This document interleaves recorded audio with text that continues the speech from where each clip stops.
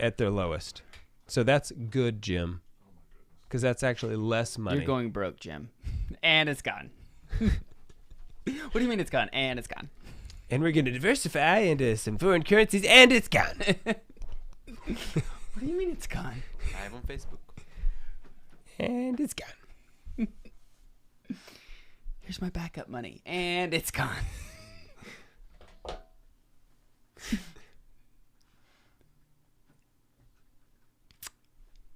Forgot to close that. Are they bringing another episode of South Park back? Oh, I have no idea. I saw a commercial for it. Like they're putting out another episode. I did not know this. I think they are. I don't think I've ever watched an episode. I watched it in college. I don't have a desire to.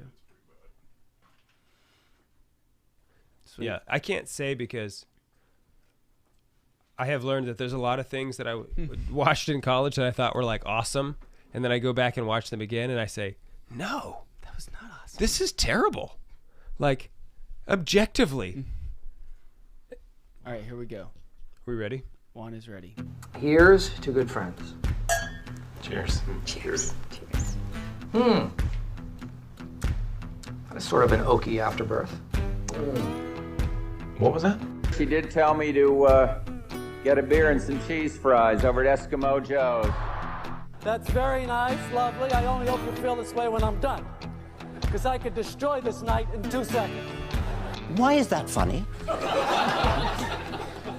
Well, I think it's a bit funny to be trying to define nothing. Smooth as a bourbon on a summer day. Strong as a peated scotch in the winter night. This is a fair warning. The Catholic Man Show is about to begin. Slap some bacon on a biscuit and let's go. We're burning daylight.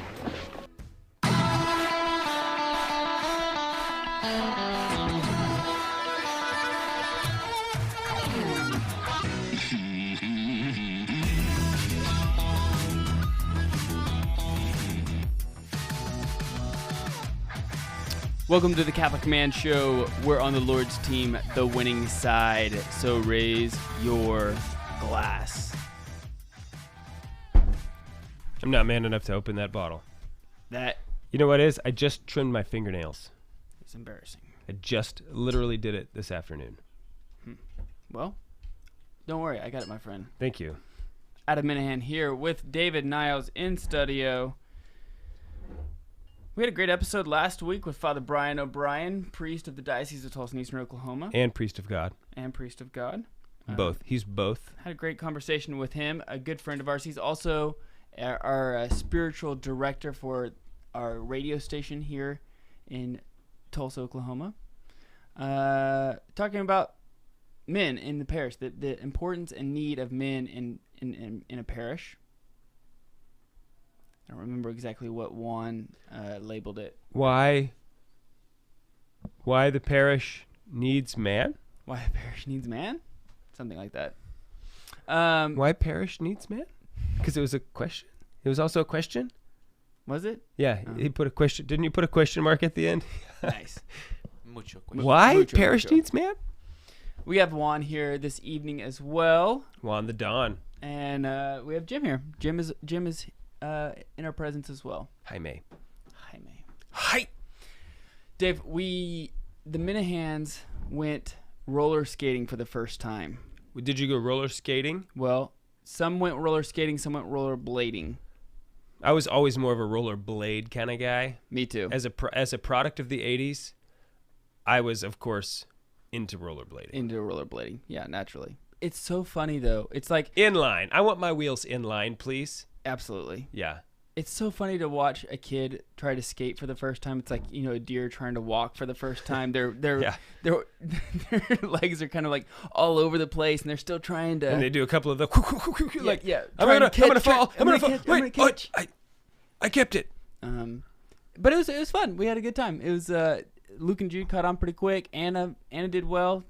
I did the skating, not the blading for Anna. Where did you do this? Did you go to the rink? There's a rink. Yes. You went to the rink. I went to a roller skating. So Haley was out of town. In my mind, you just got some skates and went down the street. Nay. You went to the rink? To the rink. That is a totally different story. Yeah, so Haley was gone this last weekend. She went to a wedding shower, and I was trying to figure out. They still have roller skating Well, rinks. I was trying to figure out, what are we going to do? It's really cold outside, so I couldn't take them out and go do something, but I needed them to burn energy. And so I was trying to think, I didn't want to go to the movies or something like that. Yeah. I was trying to think, what could we do? Can't do that anyway because you're on Exodus 90. Right. Yeah. And so I was trying to figure out what are we gonna do? Yeah. And then I thought, you know what? We're gonna hit up the roller skating rink. Did they have couple skate in the middle of it? Well, I don't know. We were in we went at noon. We were the noon crowd. Did they do the dice? No. I mean they did no games or anything like that. It was just kind of open skating. So when you were growing up in grade school, did you have skate night? Yes. You did? Okay. I mean, Yes. I assume that almost all schools did during that. skate night, the only mission as a boy you had was who are you going to couple skate Who with? are you going to couple skate with? At Right. the end of the night, there's a couple skate. It was always the big drama. And you are going to have to hold a girl's hand. You get to hold a girl's hand. You're going to have to. And who's brave enough to ask the really the 3 or 4 really cute girls, Yeah. I mean, there was a tier system, obviously. I'm not going through my strategies. But it's everybody knew. It was there's the handful of girls at the time who were all the boys wanted to couple skate with, and then there was a hierarchy. Sure. Yeah. And it was always oh, look, so and so's couple skating with so and so, and it's a big deal. But and was fun. The dice game was fun. We had a lot of fun though. It was very nostalgic. Why did you pick the skates over the blades? I thought that skates would be a little bit give her more stability, for the little kid. Oh, I thought you said that you had skates. No, I did blades. I mean, of course. Okay, I my apologies. Wait, do you think I'm you've known me for 30? Have I ever been a dork? Well, dude, that's why I was asking. I said why would you pick that? I don't do that. Because roller skating, you think I know how to roller skate. Yeah, check somebody into the wall who did roller skates. Right. Boom. But it's not the same. You think I know how to skate, and then you put on some skates, and then your wheel catches, and all of a sudden you fall. Exactly. But let's get into this. Let's get into the spay burn. You got that stopper on the front. On the front, yes. Ridiculous. That is pretty ridiculous. So anyway, we had a lot of fun though. It was cool. It was nostalgic. They still played the exact same songs for the last 25 years. The roller skating rinks jams. Still playing the Backstreet Boys? Still playing the Backstreet Boys. Still playing the jock jams. All those kind of songs. Serious? Yeah. YMCA. Everything Well, of course the YMCA. I mean, all the songs still the same. That's amazing. Yeah. They have not changed up their playlist. Although I was actually pleasantly surprised to see even a rink still being open. I didn't know if those things were even still a thing. But yeah, during the day. Right. So anyway, it was a lot of fun. Was it a weekend at least? It was Saturday. Yeah, okay. We went Saturday. So they're probably not open before noon on a Tuesday. Probably not. I would imagine. Right. I don't know that for sure. Shout out to Joan as well. It's Joan's birthday was this week. AKA Wone. Yeah, she turned the perfect number. 33. I don't know if she would care if we told her how old she was. Fine. I did. I just did it. Yeah. I said 33. So tonight we're drinking Speyburn Aranta. How do you say it? I would also roll the R because that's what the Scottish do. Aranta. So this whiskey though it's U.S. exclusive, U.S. market exclusive. So all of our listeners in Scotland and Ireland and Japan, we're huge in Japan. We do have listeners in Japan. I know, but you can't get this. So this is only was in the US that market. A tall joke? That was a tall joke. I just got it. Because honestly, we would be huge in Japan. Jim, if we go to Japan, you're coming with us, buddy. Yeah. We're getting picture requests. Yeah, picture requests, and they're like, "No, the bodyguard, the bodyguard." Or Adam, David, if you could actually move away so we could get with Jim, that'd be great. Look at that man. Yeah. I bet he can swing a big sword. Give him the broadsword. So the color is rich and golden. The nose, it says it's toffee, vanilla, honey, coconut, and spice. The taste says it's bold and full-bodied with long-lasting finish of spicy citrus and honey notes. It's also a first fill ex-bourbon cask. So we didn't even cheers. You were taking a long time. Sorry. The winning side. So raise your glass. Cheers. Cheers to Jesus. Oh. So what did you think? Oh, velvety. First, when it hit my tongue, I was like liquid velvet, and a long finish. Like it's still sticking with me. Yeah. So it says the flavor that's brimming with toffee, vanilla, and notes of spice. The whiskey is infused in hand-selected American oak casks, which brings out the very best of this bold single malt. I'm getting a lot of cinnamon right now. Here on just like the aftertaste. Mm-hmm. It's still like I'm still getting it, and yeah, it's like some spice, some cinnamon. You mean the afterbirth? It's an oaky, kind of an oaky afterbirth. Yeah. I really like Speyburn. What was that? As well, because the Speyburn 10 is their staple, and it's not very expensive. Yeah. It's, I think $45, $45. Uh-huh. And it is a solid scotch. Mm-hmm. If you're not a peaty guy, you don't like peat, but you want to jump into some scotch, Speyburn is a good $40, $45 investment to try out. I second like that. It. Oh, see, one even seconds it. I haven't tried it yet, but you like it, Dave? Yeah. Is it a Speyside? Is a Speyburn a Speyside? A Speyside? Mm-hmm. I mean, I thought so, but it smells awesome. I really like this. I get some apricot too. It's pretty good. Apricot. That's like a apple and an apricot put together. Apricot. Wow. Yes, I like. How much was this one?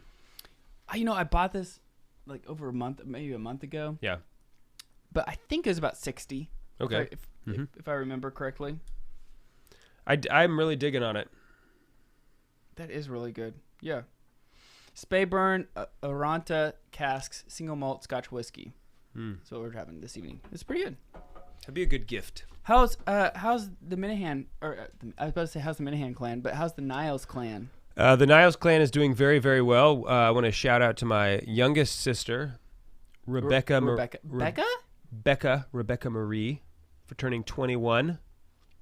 She was born on January 22nd, Roe versus Wade. So she turned 21 on this particular birthday. Big deal. Obviously. So we were I was a little late today. We were having her party at my house. So we were wondering what was going on over there. And I also had to text you to remind you, just make sure you remember we are recording. I saw that once I got here. Okay, good. So I was making old fashions. Nice. With what did you use? Basil Hayden.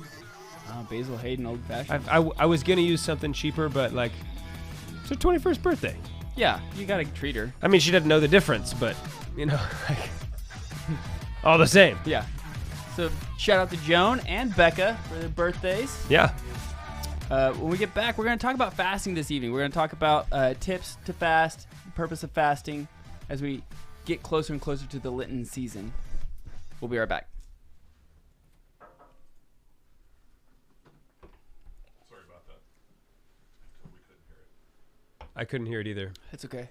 I was trying to figure out where was that? Where is that?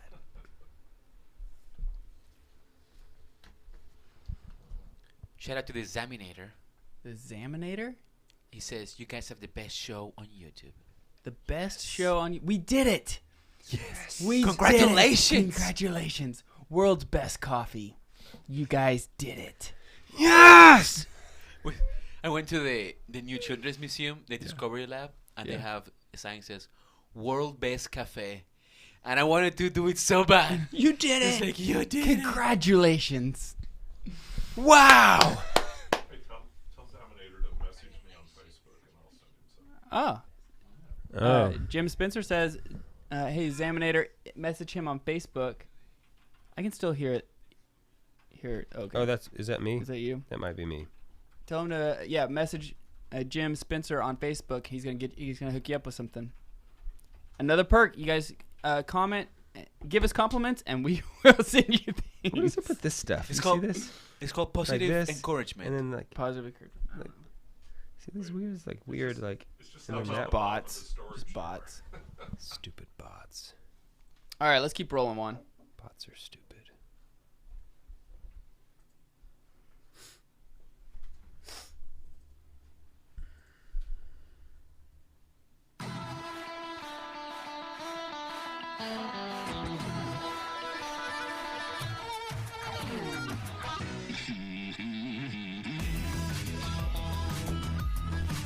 Welcome back to the Catholic Man Show. I'm David Niles, here with Adam Minahan. We're going to be talking about fasting today. I want to give a shout out to Dizzy Lizzy for sending me the largest cookie I've ever tried to eat. I did not even come close. It's not even close. Really? I thought you'd do it. That thing was over an inch thick. I weighed it. How much did it weigh? How much do you think it weighed? 2 pounds. Almost. It's 1.5. It was over 1.5 pounds of cookie. Delicious cookie. I could not do it. Weak. You know what the problem was? I got last minute invited to 2 birthdays on Sunday.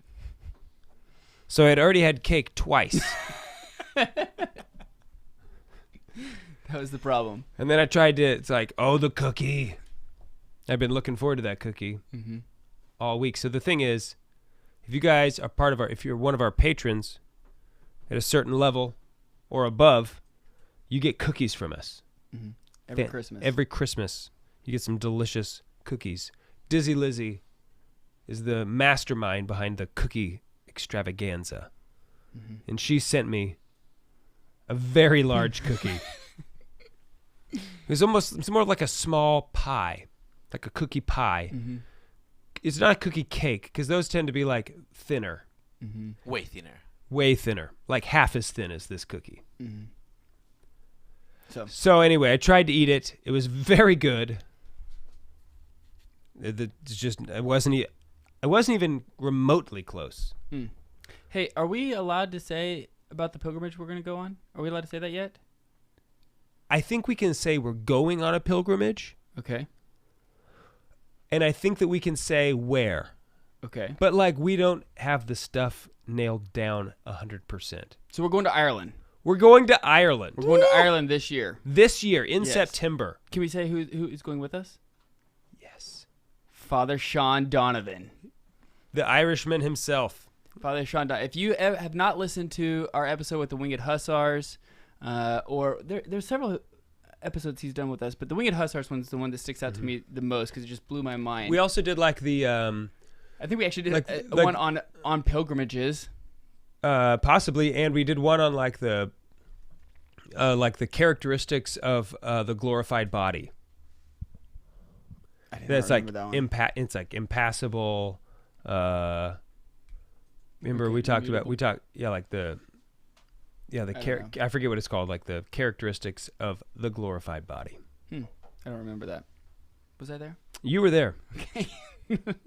So anyway, we're gonna go in September. We're going in September. If you go to selectinternationaltours.com/CatholicManShow, you'll be able to stay up to date as we're finalizing things. Also, if you are from Ireland, we would love to talk to you about things that you think we should go see, do. Yeah. That would be great. I'm going to Ireland twice this year. That's awesome. Lady Haley and I are going to Ireland in June for our 10-year wedding anniversary. Be pretty sweet. So that'll be pretty awesome. You gonna play golf? No, I'm not. Bro. I'm not. You can use ship sticks. No, I'm not going. So golfing. She won't even know that like you have your golf clubs there. You can send them ahead of time, and they'll just be there waiting. Ship sticks. I see the commercial for it all the time. We are not sponsored by Ship Sticks. No, I'm not. So anyway, we're gonna go. That's gonna be really exciting. I'm pumped. I'm gonna send your clubs. All right, I'm just gonna have them there ready, just in case. Just in case. You're welcome. Yeah, thank you. Hey, consider it my anniversary gift to you guys. Haley will be so happy. You and Haley. Haley will be so happy. I'm gonna send you the clubs. So we are going to talk just a little bit about a man gear this evening. With going, Dave and I we're both doing Exodus 90. Juan's doing Exodus 90 as well. Jim is not doing Exodus 90. You're not doing Exodus 90, right, Jim? No. Just suffering. No, Jim's just suffering. He's just our friend, so he just has to suffer. He's just old? Is that what it is? Like, he's giving the yes. So you're not that old, Jim. Obviously, when you're doing Exodus 90, you're cutting out a lot of media. You're cutting out TV. You're cutting out a lot of the things that you normally do, or you may have been in the habit of doing, that you're no longer doing. And one thing that I did to prep for Exodus 90 that I actually needed to do anyway, it just kind of like was the catalyst for me doing, was getting my garage cleaned out, getting it in an organized fashion. It's still in the process. But one of the things that I use that has just changed, like the way my garage is, functioning, is the overhead storage. Which is what we're going to talk about this evening. Nice. The overhead storage compartments. So, I've wanted to get one of these for a long time. I have 3 of them now. You did get a third one. I got a third one. So, the way my house is that one for the kids, like you can put the kids up there. No, that's for that's for all the extra food and things like that in case things go crazy. I have to tell you this. The other day, so we have like 2 5-gallon buckets full of rice and beans and like some other stuff. Yeah. And Pamela the other day says, maybe we should put some whiskey in there. And I was like, great idea. She's like, yeah, it never goes to the rice and beans. And no, like a bottle of whiskey in the bucket. Oh, I think you're saying like pour whiskey into rice take and beans. take a bottle of whiskey and put it in there in like the emergency bucket. I think that's a great idea. Yeah. She's like, it never goes bad, right? I was like, yeah, it never goes bad. We should totally put a bottle of whiskey in there. In fact, bring a case. We're bringing a case. Yeah. We have a third bucket now. So one of the things about my house is like most Oklahoma houses, no basement, homes, no basements, and then my house doesn't really have an attic, and so all I had was like this little spot underneath the stairwell to store. You do not. I mean, you legitimately do not have attic space, right? And so I always ended up, which is weird. I know. And so my garage ended up kind of being a catch-all. At first, it started out as like a woodworking shop, and then we had kids, and that turned into not a woodworking shop any longer, but just a place to put a bunch of stuff. And then, it ended up where bikes were all in the way, and then it just kept piling up, and it got ridiculous. So I ended up taking down my workbench, which was massive. It was a massive workbench. It was super awesome, but not practical. A little bit excessive. A little excessive. A little bit excessive. Little crazy. But I was able. I bought these overhead storage cages to put on the ceiling. Yeah. In order to put most of the stuff that I was needing a place to put it. And so they have 2 different kinds. At least the ones that I did research on, and the ones I ended up going with, they had 2 different kinds. You can find these at Lowe's or Home Depot. Same brand, everything. Builder Square. Can you get them at Builder Square? Dude, are there still Builder Squares? I don't think so. I don't think so either.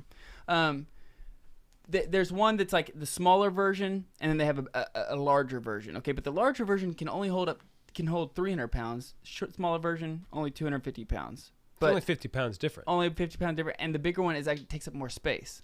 So I just went with the smaller version. Yeah, but you can put more stuff in the bigger one, obviously, just not necessarily more weight. Right. A whole lot more weight. Right.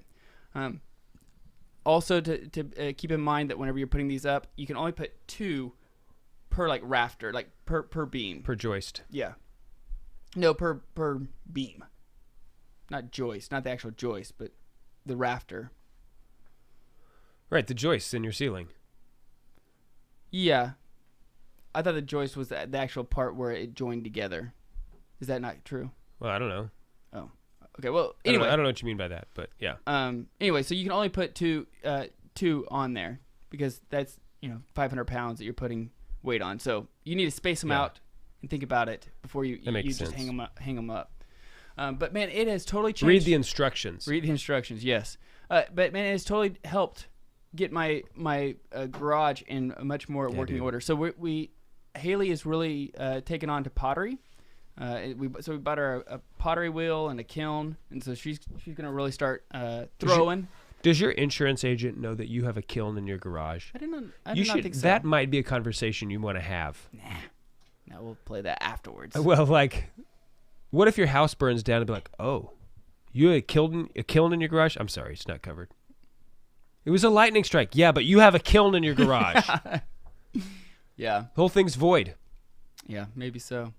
But yeah, so she's going to start throwing pottery and like teaching the kids and probably your kids and Juan's kids whenever we can. And so we're doing that. And then I'm also, Luke still has his little fishing corner that he tinkers with all of his lures and fishing poles like he likes to do. But then I also, because of Exodus 90, this is another reason why I wanted to bring this up, is that, in Exodus 90, you have to have regular exercise at least 3 times a week. And I used to go to a boxing gym very religiously. However, when I got a new job, things kind of threw off, and I had to drive a lot further to get to the boxing gym, and I just ended up not being able to go near as much. Yeah. So I ended up putting a heavy bag in my garage, which has really helped keep me being able to stay in shape and work out again. And man, I got to tell you, hitting a heavy bag is by far the best stress reliever for me. I mean, it's a great workout, but it's just an awesome stress reliever. I really highly recommend it. If you're looking to try to get into some kind of workout and you don't know, obviously it does help to know how to throw a punch correctly and properly, but otherwise you hurt your wrists. Yeah. But man, it has been really great to be able to work out again, and to have a functioning garage. Yeah, I do want to get one of those overhead shelves. I've just got, especially, you have a much bigger garage than I do. Mm-hmm. Not that yours is like huge. Yours isn't like it's not three-car garage. It's not a 3-car. But it's like a 2.5-car garage. I mean, like, it's got a little extra. You have like that extra area beyond where the cars would be parked. Yeah. It's the whole width of the garage, which is nice. I have nothing, put a deep freeze in to keep my meat. Yeah. I am also scheming up a plan. I'm going to take my hot water tank out. Really? And I'm going to put a fridge there, a freezer there. I figure, like, we don't need hot water. I'm on Exodus 90. Lady Pamela would be just fine with this. I'm not even going to ask her. I'm doing fine without it, okay? Everybody can go without Military showers from here on out. When we get back, we're going to talk about fasting. We'll be right back. But I think I am going to take my hot water tank out. How are you going to have hot water? I'm going to put in a tankless water heater. Oh. The infinite water. Yeah. Jim, we went to a vacation house and it worked perfectly. Yeah, no, I mean, they work great. So do you have experience with the tankless water heater? Just being in a house with it. Okay, well, the biggest thing I'm worried about is how do you know when to get out of the shower? It was continuous. That's what I'm saying. Like, how do you know when to get out? If the hot water never runs out. It's just you turn into a brute. Like you're just stuck. Like I picture myself in there like 2 hours in, I'm gonna have to start yelling for help. Help me! have one of the what is the life alert or whatever. Josh has one. Josh Rayburn. He says he's maybe. Well, I've obviously seen him out of the shower, so I'm gonna have to ask him what to do. Weird if you did. What do you do? Seen him in the shower. I mean, I've weirder. I mean, I've seen him not in the shower, so obviously he knows how to get out because I presume he showers. I'll call him. Yeah, this is off. Let's talk about off air. We are off air, sort of. Yeah. All right, let's keep going. We're on stream. We're on stream. On brand, even.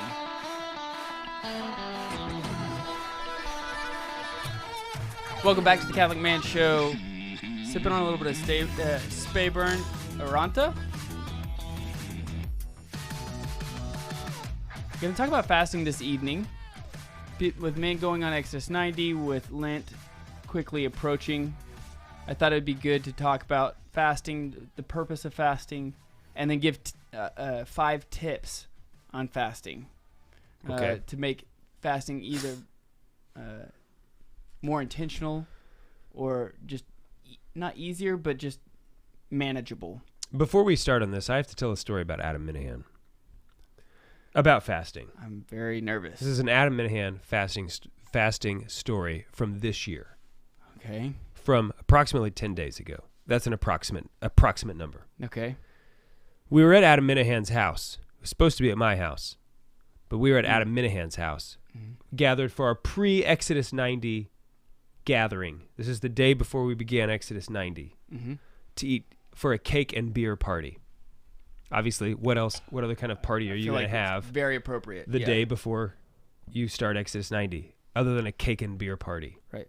Adam served us some delicious homemade cake with homemade icing that he whipped up at the last minute. I did. We were going to have icing. So true. We were going to have cake with no icing. Yeah. But then he's like, I did it. I made some icing. Homemade. Yeah. Way to go, Adam. I like texted you and I was like, hey, I copied Lady Pamela in there because I was like, you're not gonna answer. You don't even know. So I'll basically. All I know is like you take some milk and like powdered sugar and you just keep putting them together, baby. I was like, I asked you, hey, do you guys have any icing? You're like, no, we don't. I'm like, well, we're just gonna have cake without icing then. That'll be fine because we'll have beer. Yeah. However, the icing was the icing was good. It was excellent, delicious cake. Lady Haley pulled that off for me. Well, the story that I want to tell is that we're all sitting there gathered, and like at a break in the conversation, Adam goes, "I do want to encourage you guys to start taking vitamins now that we're starting Exodus 90." And that's the moment I knew that we were all old. That's actually one of the tips I was going to bring up. That's in here. Yeah. It's actually in here. It's in here. That was the funniest. I didn't laugh at you at the time. You could laugh at me. But later on, I totally laughed. I was like, these are the suggestions we're making at our Exodus 90. Yeah. Like, make sure, hey, you know what? You definitely don't want to skip the fiber, okay? Like, hey, all I'm saying vitamins is and that when fiber. you start fasting, your body becomes deficient in things that you're used to taking. And so in order to not be cranky and not to be upset and not to be irritable, taking a multivitamin helps. The electrolytes is really the thing. So like electrolytes. So okay, hold on. Let's get into that later. Okay, sorry. Okay. Anyway, I just thought that was hilarious. That like that's where we've arrived. We've arrived there. That like, dude, we're 35. That's what I'm saying. We're old. We're getting old. Like that's how I knew because Adam Minahan told us to take vitamins. A bunch of old white guys just need to take vitamins. I mean, it's like my wife has been telling me to take multivitamins for years, and I've been like, saying like no. And now my best friend is like, hey guys, I really think we should start taking vitamins. How much did Pamela pay you to say that to me? I got a new doctor this year, and they were like asking me. Sorry, this is an off-topic story, but like, shocker. What medications do you take? And I was writing down all my medications, and at the end, I said, and sometimes my wife makes me take vitamins. and my entrance, the first time I'm meeting the nurse, she's like, and what kind of vitamins does your wife make you take? I was like, I was just kidding. Like, I have no idea. I usually don't take them. I throw them away. She hands them to me. I fake put them in my mouth. And honestly, I throw them away. I just thought it'd be funny to write on the form. She's like, well, we do read it now, Yeah. But the funniest thing was, there's this app, My Chart, right, that works all with like the thing here. And I later on was on my chart looking at my list of medications, and multivitamins were on the list now. Like I can request a refill of my prescription strength multivitamins or something. I don't know. It was hilarious. Well, we're getting old.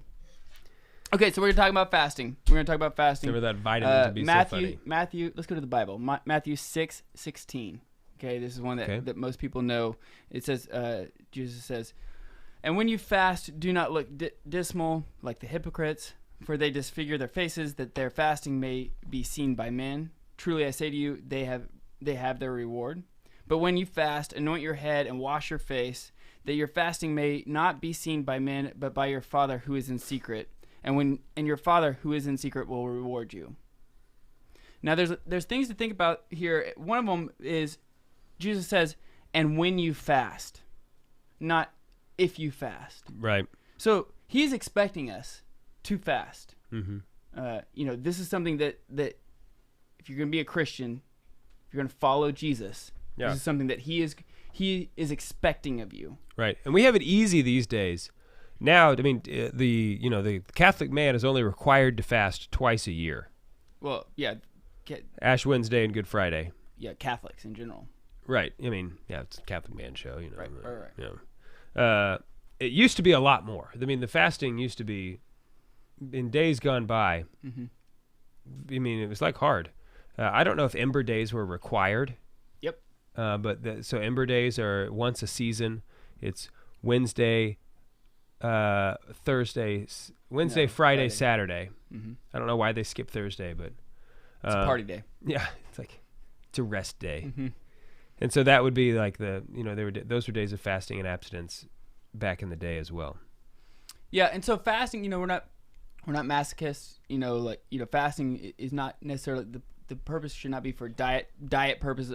I got to lose weight. I'm gonna start fasting now. And intermittent fasting is a different thing. We're talking about like spiritually fasting. Right. But it should be done out of the love of God, right? So like it's similar to like there's natural virtues, supernatural virtues. Supernatural virtues is for the love of God. Correct. And so Aquinas gives 3 purposes to fasting. Number 1, he says to bridle the lust of flesh. Okay. Number 2, he says to free your mind so that your mind freely can contemplate heavenly things. Okay. And then number 3 is in order to satisfy for sins. Those Atonement. Yeah. Atonement. Yeah. Those are the 3 things that he says are the purposes for fasting in the Summa Theologica. Which, by the way, we're giving away, really quick, sidebar, we're giving away a Summa. Right here, Summa Theologica, hardback cover, we're giving away. That's just like, how many volumes? 1 of 5. And we're giving away, St. Thomas's feast day is coming up, and so in honor of him, we're giving it away. A few days. Yeah. So Aquinas says that, and so then I found something by Jimmy Akin. Do you know him? The robot? Yeah, he is just... Yeah, I know that robot. Yeah. He's really one of the better AI I've come across. No doubt. And he knows how to call a square dance. Yeah. What is it called? Square dance calling, yeah. Calling, yeah. I was going to say call a square dance. I'm not sure. I didn't. Yeah, he's a square dance caller. Yeah. Do-si-do, your partner, everybody. So he gives 5 things that fasting improves our spiritual lives in different ways. Okay. So I wanted to get your thoughts on them. I think that he is actually like a fairly serious faster. I think so as well. Mm-hmm. We express our recognition that spiritual things are more important than physical things when we fast. I agree with that. Okay. He says we learn to deny ourselves pleasures even in spite of pain.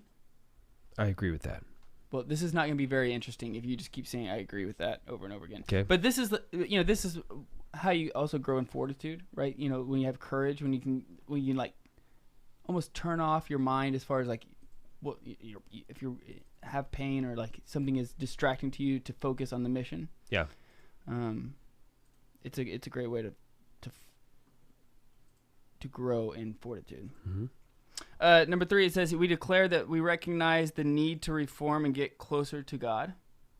Always bringing ourselves back to Christ. Grow in humility. Because when we fast, so Christ is the head. We are the body. Christ picked up his cross, like lovingly embraced his cross. Yes. For our salvation, and then called us to carry our cross daily. And so, like, if Christ, the God-man, came down on earth to sacrifice, are we not to do the same? Just especially when mortals. we're the ones doing all the sins, right? Yeah, mere mortals that we are. Yeah. I think it is very fitting that we Christ is the perfect man, is the exemplar of man, and so we should strive to do that. Fasting is one way that we do that. Yeah. So another one is we willingly embrace the hunger fasting which produces a sign of being willing to shoulder the burdens of others. So I thought this was very interesting too, right? Because it says basically like if you're able to not be worried about your hunger and like kind of like put that aside, you're able to care for more of other things, right? So this is also why Aquinas talks about how we're able to lift our minds to more heavenly things because we're not worried about earthly pleasures or earthly things that are happening around, earthly needs. So my thoughts on fasting is that fasting is one of the great paradoxes in the Christian faith. There are many, many great paradoxes in the Christian faith. And it's that when you fast, it's like a death. Fasting is like a form of death. Mm-hmm. You're giving up the thing that you need to live. So you're not eating food. Or the thing you want. But if you don't eat food, you will die. That is correct. Okay, so you need food to live. And you're giving up that source of life so that you're embracing a death. But in so doing, you actually become more alive. Because through fasting, one gains self-mastery over his appetites. So which man is more of a man? The man who is a slave to his appetites or the one who has mastered his appetites? Obviously, the one who's mastered his appetites is more of a man. So as you go through that death, you become actually more alive as a man. This is a great paradox that has spiritual consequences. We can talk about it on the other side of the break. Okay. We're here drinking a little bit of Speyburn Aranta. Is it Aranta? Did we decide Aranta? Aranta. Talking about fasting. How the Scottish say it. We'll be right back.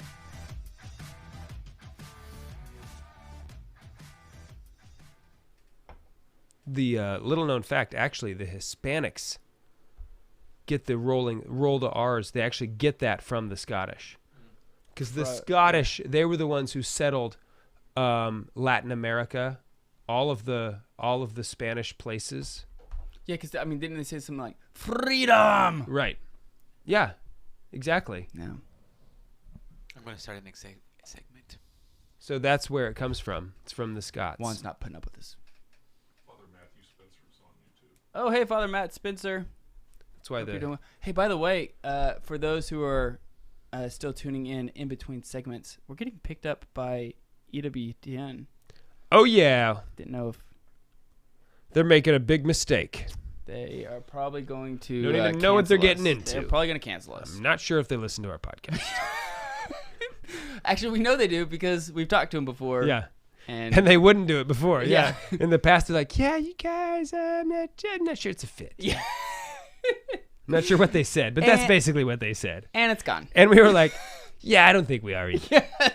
Let's be honest. Listen, we know it. We know who we are. They're just, like, they're getting a little color now. Before they were like so. kind of milk toast. Now they're getting a little color.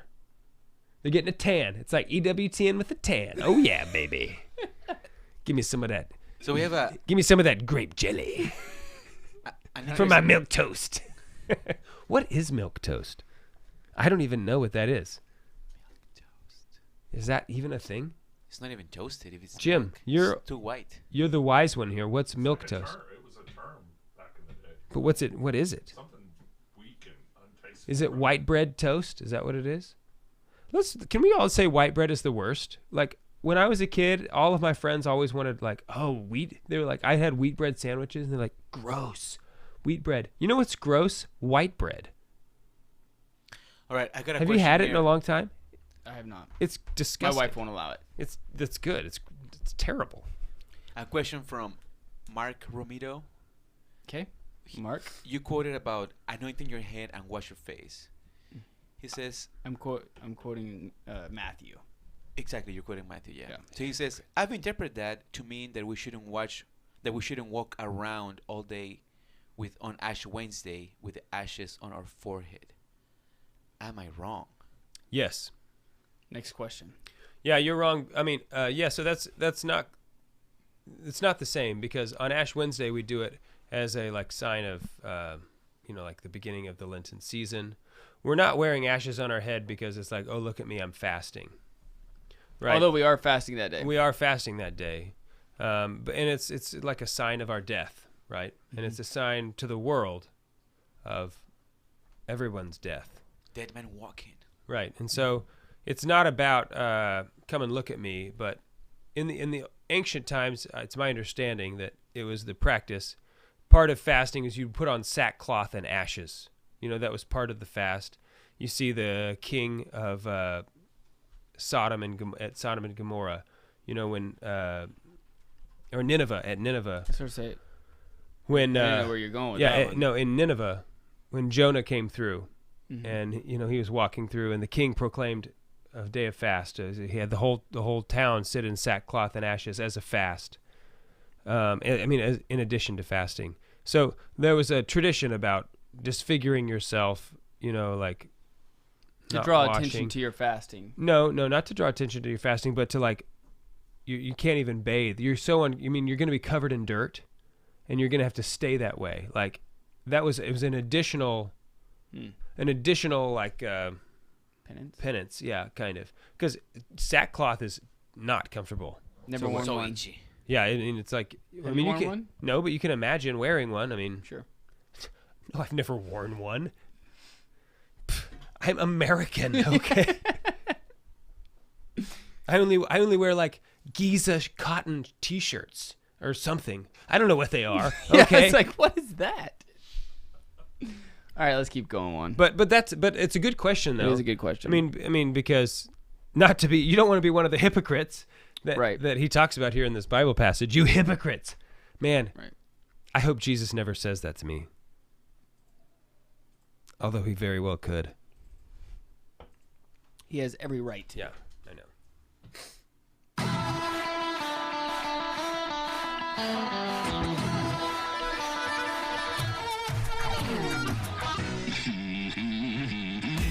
Welcome back to the Catholic Man Show. I'm David Niles. Here with Adam Minahan.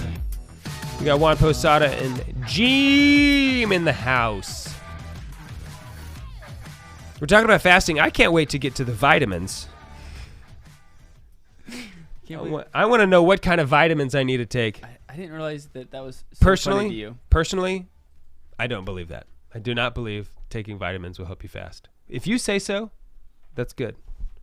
I am a skeptic. That's fine.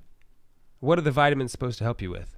Well, you become deficient. Like when you fast, you become deficient in things that you normally are used to having. Okay. So if you can supplement that and still have those, sometimes you will, you won't be as maybe irritable. You may be in a better mood. You may be, not prone to anger or frustration or, whatever it is. Whenever you start fasting, you become, other vices may rear its ugly head. I do not want to disagree with you some of your points. I do not think taking vitamins will prevent you from being irritable. I do not think that. I think you're irritable because you're hungry, and the vitamins will not stop you from being hungry. I think probably that's more accurate. Yeah. I am not saying people shouldn't take vitamins. Okay, good. All right. And so therefore, vitamins would be great when you fast. And when you're not fasting. Yeah. I took an emergency today. Nice. Okay, so we were talking about let's see, we were talking about fasting produces a sign of being able to shoulder other burdens. Yeah. Specifically even other people's burdens. Right. Not even your own, but maybe even other people's. Yeah, I think that's a great point. Like if you're willing to accept death for yourself, kind of where I was going before, that fasting is a death, but it also makes you more alive in that you embrace yourself more. You become more of a man as you master your own appetites. And if you are able to master and accept death for yourself, then it makes accepting other people's burdens easier when you're willing to accept your own death first, right? And so it's like a form of fortitude that you would fortitude or what's the other one that's just like fortitude? Courage.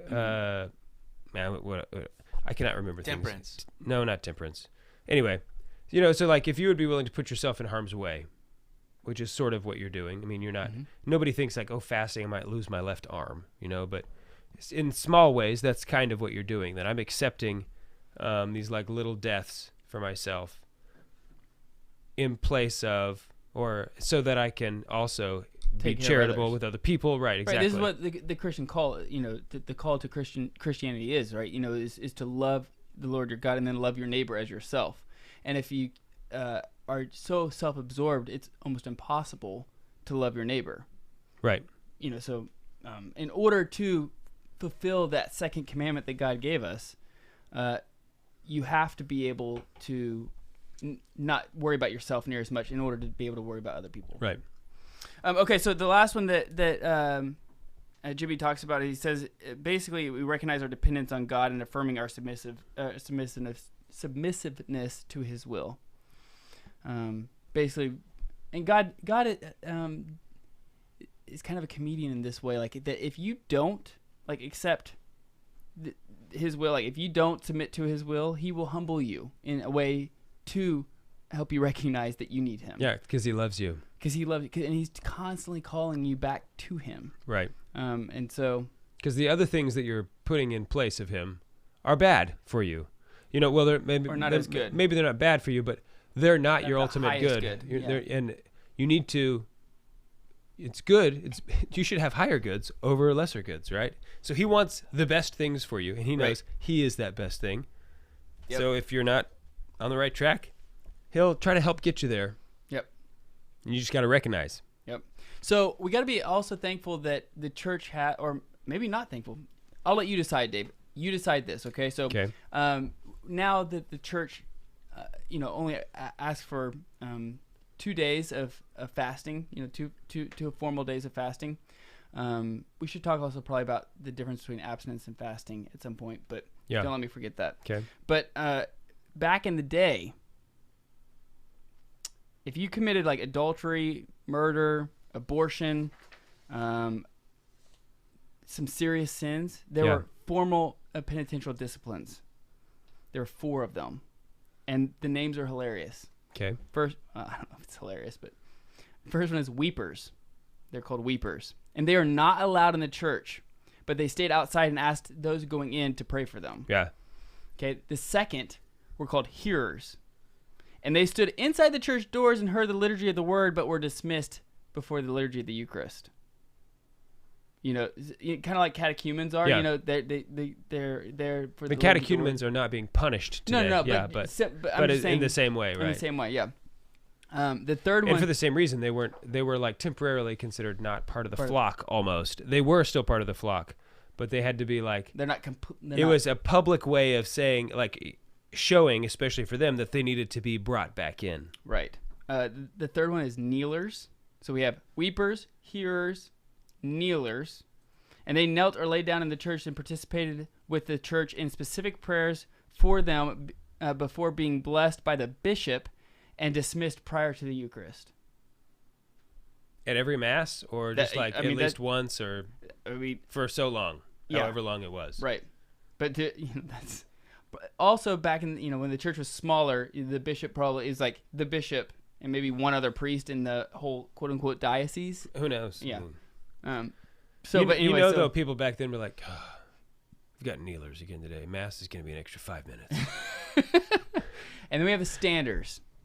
The standers were, I thought it was funny because the definition of standers. They sat in the congregation and stayed for the liturgy of the Eucharist, but did not receive communion. Sat? Mm-hmm. Not set. But sat. They didn't stand. Did not stand. That's oddly named. Well, so they had to remain sitting. Yeah, and they did not receive communion. So yeah, so that's what I mean. I kind of thought that was like I'm glad that the church isn't doing that anymore. In her wisdom has. I do still want to stand outside the church and just ask everybody who walks in to pray for me. Like, I would like to do that as well. Right? Wouldn't that be awesome? Like, I make it a point to every woman who's about to go into labor to be like, hey, remember me in one of your contractions. Yeah, but you not just any. You have to know the woman. Yeah, not some rando. If you stood outside the hospital, I'm gonna swing by the second floor at the hospital. That's the labor and delivery floor. I'm just gonna ask for some prayers. It's actually not a bad tactic. I'm not, ma'am. You look like you're in a lot of pain. Would you offer some of it up for me? I'm Adam. It's not a bad tactic. What are they gonna say? Except that you'd get maybe beat up walking into other people's labor and delivery rooms. So you offer that up? I feel like the cops would come. You'd get a free ride downtown. Juan, how much time do we have? Because I want to try to go over 5 tips when fasting. 2 minutes. Okay. 3 minutes. So 5 tips when fasting. Have a specific intention for your suffering. Visualize the person you're praying for or the grace that you're asking God to give you. So like in Exodus 90, you have the cold showers, right? Whether you're praying for the for a specific person to receive a specific grace, for retribution of sins that you've have committed, or sins that you've led other people to. Yeah. Before you get in that cold shower, think about that. Decide what it is. Intentionally decide. I think this one, that's the big one, because I think a lot of people start fasting. It's like, oh, I need to fast. I want to grow in the spiritual life, right? Like, that's not a great way to start, honestly. You'll grow in the spiritual life by fasting no matter what, okay? But don't do it just for my own, growth in spiritual. No, it's supposed to be for the love of God. For somebody else. That's the whole thing. But you do it, I want a better spiritual life, so I'm going to fast, right? Because I know that's what I should be doing. Mm-hmm. Well, don't worry. That will happen. Offer it up for something more specific. you know, like someone who you love, because now all of a sudden I think that brings it home more. That's like really what you end up realizing is that I love this person more than I love eating food. Mm-hmm. So, and I love them more than I love myself is really what you end up learning from offering it up specifically, right? And you still will grow in holiness and in your spiritual life. That will always happen. Right. So that's a big one. When I first started taking cold showers, it was just like, oh, I've got to take a cold shower for Exodus 90. Mm-hmm. Then when I realized like, oh, I'm going to do this for, you know, like the grace for my wife today. Right. You know, it's like, oh, now all of a sudden the cold shower, it wasn't like a suffering as much as it was almost, it wasn't a joy, but it was getting a lot closer to being like, wow, this is so like, this is what the saints talk about, as right? a man, like I now have something to like offer. Right. And this is what the saints talk about, right? That they almost like they feel guilty for not having more suffering to offer the Lord. So the more suffering that you're able to take on, the more joy you can give back to, you know, the more you're able to give back to Christ, and the more joyful it becomes. Okay. Second one it set a schedule. Scheduling out how your day goes will prevent like idleness and inactivity, and when inactivity or idleness comes, then you know that's kind of that's when all of a sudden it gets really hard to fast. Right, because you start thinking about food, or you start thinking about if you're hungry and you have nothing to do, you're in a dangerous place. Right. You need to keep busy. And also a big thing is your sleep schedule. Right, so making sure that you get enough sleep. You go to bed early and get up early for prayer. Like, and vitamins. Dude, stop. That's number 4. It's number 4. Okay, sorry. He's always taking it. Okay. So also increase the amount of water you drink. Yeah. Drinking more water will help in fasting. You know, if you're not used to fasting, if you're not used to only eating one meal a day, and your body's going to be hungry, if you drink more water, you fill up your stomach, it helps through that. Honestly, adding some lemon to your water will give you some electrolytes, and if you're like low energy, that will pop your energy level back up. Okay, so the last one I was going to say, take multivitamins. You can make fun of it. Great idea. I think it's fantastic. And then the last one is don't complain. You should know, like, no one should know you're fasting. St. John on the Cross says, whenever anything disagreeable or displeasing happens to you, remember Christ crucified and be silent. Yeah. So don't complain about your fasting. You can just shut up. All right, so there's the 5 tips. There they are. We're on the Lord's team. The winning side. So raise your glass. Cheers to Jesus. Cheers. Ooh, that was a good one.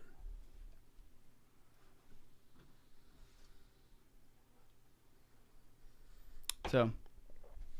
Sweet. We didn't talk about abstinence versus fasting. Do you want? You can probably talk about that if you want to. Go for it. So if you're in, because they are confused. People think about them as the same thing. Yeah. So if you're part of our council, man, if you're a Patreon member, if you're a patron, we talk about this every Friday because we have specific intentions that we all fast for every Friday. Now that's something that we also should probably talk about is that Fridays are still a fasting day or a day of abstinence. Or a day of abstinence. That's never changed. Now the Episcopal Conference are allowed to dictate what we have to do or what we can do or what are good substitutes. But it used to be always abstain from meat on Fridays. In fact, canon law actually still says right here. So it still talks about the law of abstinence binds those who have completed the 14th. Abstinence from meat or from some other food is determined by the conference.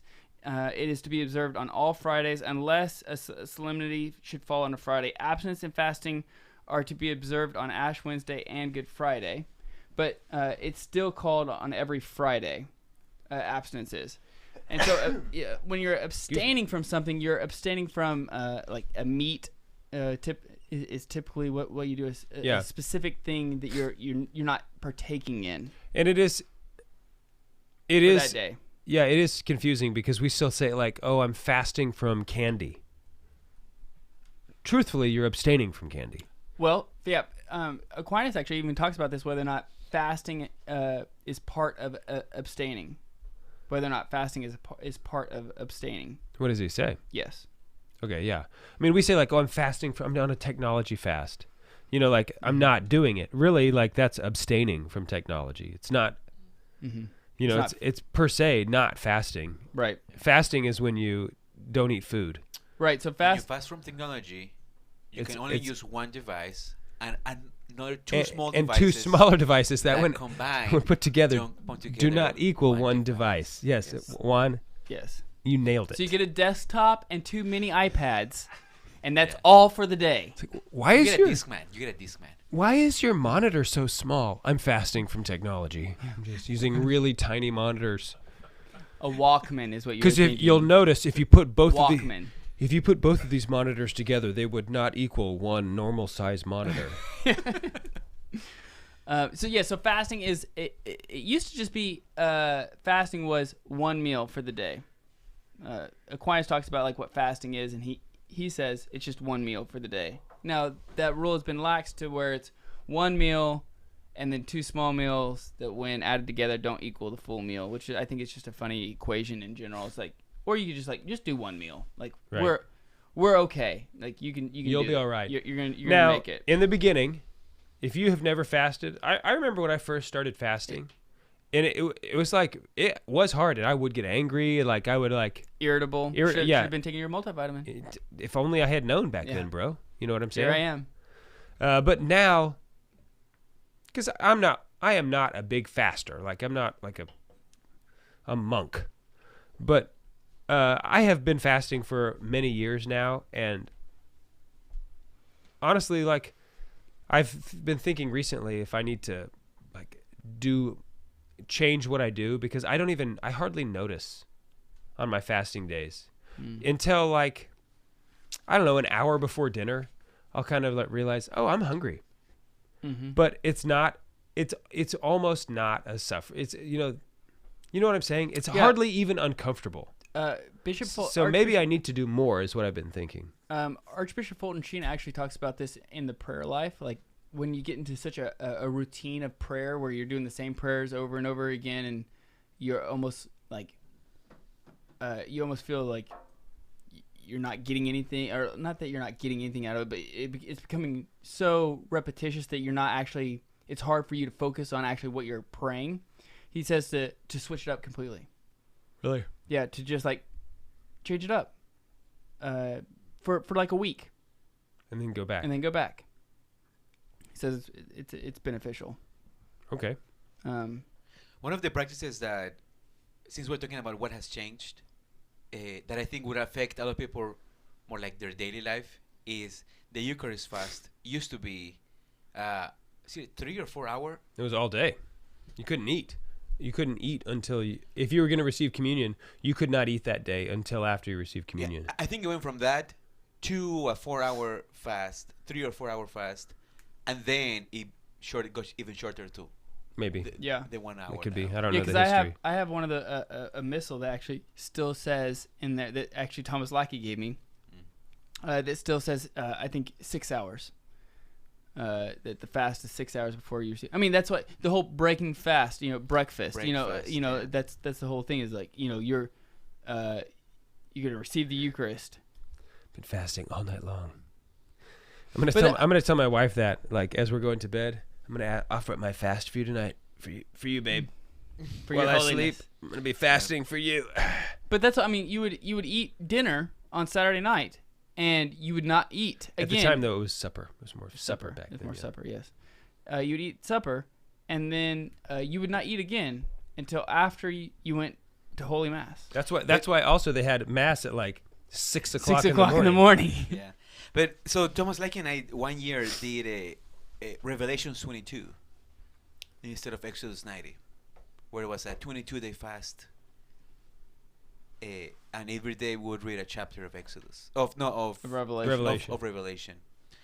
And one of the things we did was keep that fast, which means that we couldn't have breakfast on Sundays. And there was something about being so hungry and receiving the body of Christ and feeling how that becomes your nourishment. Like it's actually nourishing. Yeah. Like I've been hungry at Mass before. Mm-hmm. Oh, it was beautiful. It was like, why am I even hungry? It's like I have right now everything I need. Especially back when you could take the wine too. Like there's something about a sip of wine when you're hungry that actually Like, it's the blood of Christ, by the way. Well, right, the blood of Christ, right, but it still has the accidents. It has the accidents of wine still, so like it really like warms you up or something. I don't know. But fasting is something. You're right, Dave. Fasting is something that is not easy to do at first, but it is just like a virtue. Like the more you do it, the more you practice it, the easier it does become. Yeah.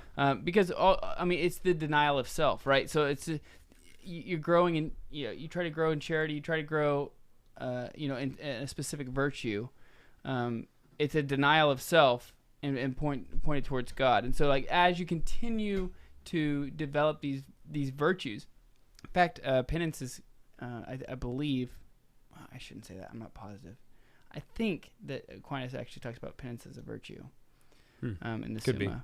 But so fasting is something that, like, if you first start and you're like, I'm going to do this, and you get excited, the thing is, you're going to get excited, you're going to do it the first time, and it's going to be easy because you were excited about it, you're ready to do it, you're focused. The second time is not going to be easy. Well, it won't be easy the first time, but you will have like the motivation to persevere. You'll have the adrenaline kind of to persevere. Yeah, you'll like keep going. You're like, all right, no, this is what I'm in for. Right. But it's the second day though, the third day. It's the third time. It's just like Exodus 90. Like the first week was really easy. It's like everybody's all excited. We're doing this. Exodus 90 is always brutal because it's a grind on day 48. Right. Exactly. On day 50 when you've been taking cold showers for 48 days. And you're like, we still have 40 more days to go.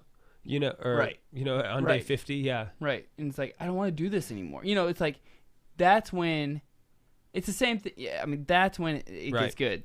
Also, when you fast, meets the road. The thing that you have to be on your guard for is it's, like, okay, 2 small meals that when added together, don't equal 1 regular meal. But then when you go to eat your 1 regular meal, it is big. That it's like, was that really a regular meal? Chicken fried steak, the size of my plate. I've caught myself doing that. It's like, I'm having thirds, like huge helpings of thirds, because like you haven't eaten all day. And you're like, I could eat a horse. Really. I think I could. Mm-hmm. And so like, that's what, at least for me, that's what I have to guard against.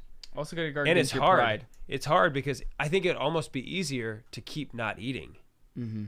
The same thing about like bread and water fasts. I hate bread and water fasts. I would rather not eat. Mm-hmm. There's something terrible about eating just plain bread and water. Because there's like fasting bread, I think, that makes it's like more tolerable to eat. But whenever I don't ever have that, I just have wheat bread, right? Mm-hmm. And so if you're eating 2 slices of wheat bread, you're like choking it down. I honestly would rather eat nothing, but I eat the bread as a penance. Mm-hmm. I like bread, but I just don't like it when it's just bread and water, right. I guess, Like, even if you can toast it, that's way better. Yeah. You also got to worry about pride. I don't. I mean, not you personally. No, not me. Right. But, you start fasting more. You start, doing these things the church is asking you to do. And, you start thinking about how good of a Catholic you are. Or, like, oh, look at me. I'm doing all these things. I think about that a lot. Right.